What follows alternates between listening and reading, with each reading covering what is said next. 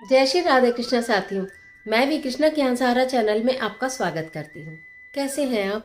आपके अच्छे स्वास्थ्य और सुखद जीवन की मंगल कामना करती हूँ।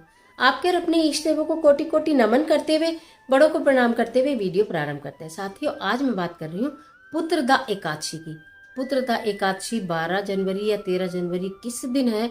शुभ मुहूर्त में हम व्रत किस दिन रखें, किस समय तक एकादशी रहेगी, इसके बारे में जानकारी के साथ साथ एक ऐसा महा उपाय जो देगा आपको धन संपदा अपरंपार। तो चलिए झटपट वीडियो प्रारंभ कर लेते हैं, लेकिन उससे पहले चैनल पर नए आए हैं तो चैनल को सब्सक्राइब जरूर कीजिएगा और बेल आइकन का बटन जरूर प्रेस कीजिएगा, जिससे आने वाली वीडियोस का नोटिफिकेशन आपको मिलता रहे।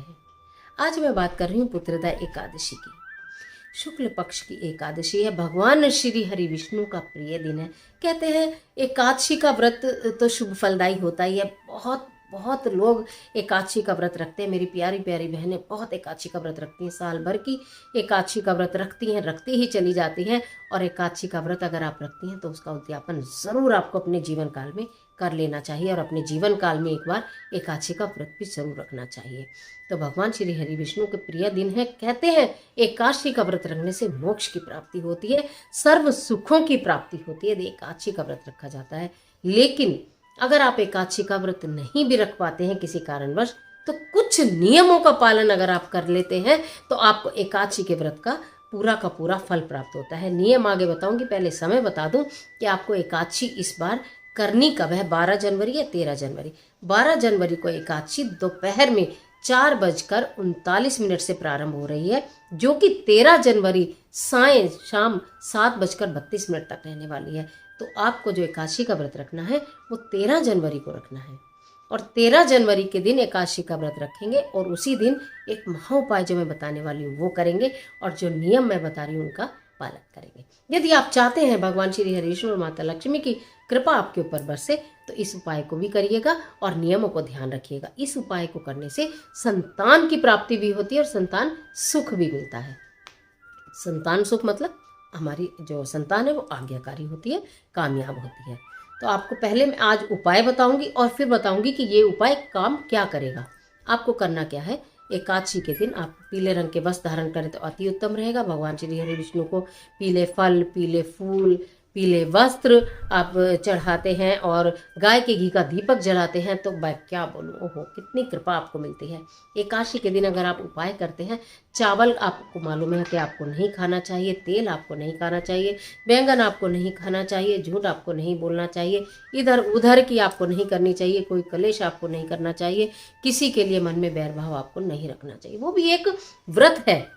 यदि आप इन नियमों का पालन करते हैं वो भी एक व्रत में ही काउंट होता है। और अगर आप व्रत रखते हैं एकादशी का और उसके पश्चात ये सारी चीजें आप करते ही चले जाते हैं, झूठ भी बोल रहे हैं, बैरभाव भी रख रहे हैं, घर में क्लेश भी कर रहे हैं, मेरा तो व्रत मेरा तो व्रत मेरा तो व्रत भी गाना भी गा रहे हैं, तो व्रत भी कामयाब नहीं होता है। ठीक है, तो इसलिए एकादशी का व्रत ना भी रखें तो इन चीज़ों का हमेशा ध्यान रखें कि आज व्रत एकादशी है तो हम थोड़ा सा सात्विक भोजन ग्रहण करें। अगर हम उपाय कर रहे हैं तो बिल्कुल ही जरूर करें। अब करना क्या है, आपको प्रातःकाल भी कर सकते हैं और संध्या काल भी कर सकते हैं। एक छोटा सा मिट्टी का बर्तन लेना है। ठीक है, छोटी सी मिट्टी की हांडी भी आती हैं, कुलिया जिन्हें बोलते हैं वो भी आती हैं। और अगर वो भी ना मिले और मटकी भी ना मिले और कुलिया भी ना मिले, कुल्हड़ आता है वो भी ले लीजिए, वो भी ना मिले तो मिट्टी के दिए आते हैं। थोड़ा सा बड़ा दिया ले लीजिएगा, छोटा सा नहीं, थोड़ा सा बड़ा। उसको पीला, आपको दिए को ये मिट्टी का जो भी आपने बर्तन लिया है, जो भी मिट्टी का पात्र लिया है, उसको पीला कवर करना है। अगर आप रंग नहीं सकते तो पीला कपड़ा या तो पीला कागज, किसी से भी आप उसको रैप कर लीजिए, यानी कि उसको उसके ऊपर चढ़ा लीजिए, उसे मतलब लपेट लीजिए। अब आपको क्या करना, उसमें रखना है माखन, सफ़ेद वाला माखन और मिश्री। भगवान श्री कृष्ण का प्रिय भोग है और भगवान श्री हरि विष्णु का प्रिय भोग है। तो आपने माखन लिया, उसके अंदर सफ़ेद वाला माखन का मतलब क्या है, जो घर में भी हम निकाल लेते हैं और अगर आप डेयरी वगैरह पर जाएंगे तो वहाँ भी वो मक्खन मिलता है। अब आप ये मत पूछिएगा कि नमक वाला मक्खन जो पराग का आता है तो वो हम ले लें, तो मैं बोलूँगी नहीं। ठीक है, तो सफ़ेद मक्खन लेना है, उसमें मिश्री लगानी है, तुलसी का पत्ता एक रखना है और उसे ढक देना है मिट्टी के ही ढक्कन से। ठीक है, उसे ढकना और उसके ऊपर रखना एक लौंग का जोड़ा। ये आपका तैयार हो गया महा उपाय की सामग्री। भगवान श्री हरि विष्णु के समक्ष आपको उस भोग को रख देना है।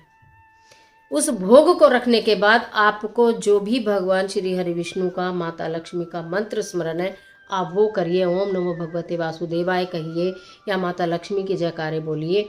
जो भी करना है आप उसको करिए, बस करते रहिए। 5 मिनट, 10 मिनट, 2 मिनट, 4 मिनट, जितने भी मिनट आपका मन लगे। मैं आपसे बताती हूँ, हर बार माला आप करें ना करें, हाथ में माला लेकर बैठे ना बैठे, लेकिन मन से आप माला करते रहें। ऐसा करने के बाद फिर आपकी जब पूजा समाप्त हो जाएगी, दिया आपने लगाया ही है, भगवान श्री हरि विष्णु की पूजा करने का आपको सारा विधान पता ही है। हर एकादशी पर आप करते हैं, मैं आपके साथ में रहती हूँ दोनों एकादशी में, हर महीने की। तो उसके बाद फिर आपको उस भोग को ले लेना है और उस भोग को सबको देते हुए स्वयं भी ग्रहण करना है। ठीक है। जो तुलसी दल है वो भी आपके काम आएगा, माखन भी आपके काम आएगा, मिश्री भी आपके काम आएगी। सब बच्चे खाइए, बड़े खाइए उस भोग को भगवान के। और जो लौंग का जोड़ा है वो भी आप अपने खाने में इस्तेमाल करेंगे। अब ये उपाय काम क्या करता है? ये उपाय आपके शुक्र ग्रह को मजबूत करता है। ये उपाय माता लक्ष्मी को प्रसन्न करता है।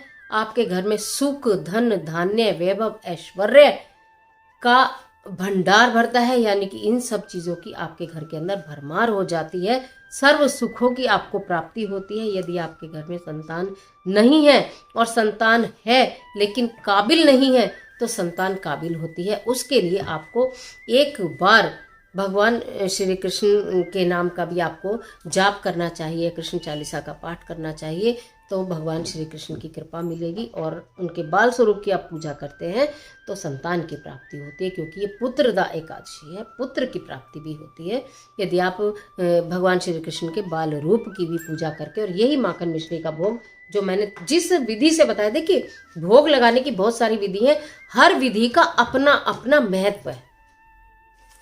जिस तरीके से मैंने बताया, मिट्टी का ही बर्तन लीजिए, छोटा लीजिए, बड़ा लीजिए, माखन थोड़ा लीजिए, ज़्यादा लीजिए, मिश्री कम लीजिए, ज़्यादा लीजिए, तुलसी दल उसमें रखना ही रखना आपको है। एकादशी के दिन तुलसी नहीं तोड़ी जाती है, पहले दिन उठा कर संभाल कर आपको रखना ही रखना है। 13 जनवरी में आपने ये उपाय करना ही करना है। फिर आप देखिए कि आपके घर के अंदर माता लक्ष्मी की अटूट कृपा बरसेगी, सुखों की प्राप्ति होगी जो आपने कभी सोचे भी नहीं होंगे। ऐसे ऐसे सुखों की प्राप्ति होगी इस पुत्रदा एकादशी के इस महा उपाय से। तो आशा करती हूँ वीडियो आपके लिए बहुत उपयोगी साबित होगी। आज के लिए इतना ही, इजाजत दीजिए। मिलती हूँ एक और महत्वपूर्ण वीडियो के साथ। तब तक हंसते रहिए, मुस्कुराते रहिए, अपना और अपने अपनों का ख्याल कीजिए। वीडियो अच्छी लगे तो लाइक कीजिए। कमेंट बॉक्स में ओम नमो भगवते वासुदेवाय लिखना बिल्कुल मत भूलिए। ईश्वर आपकी मदद करे।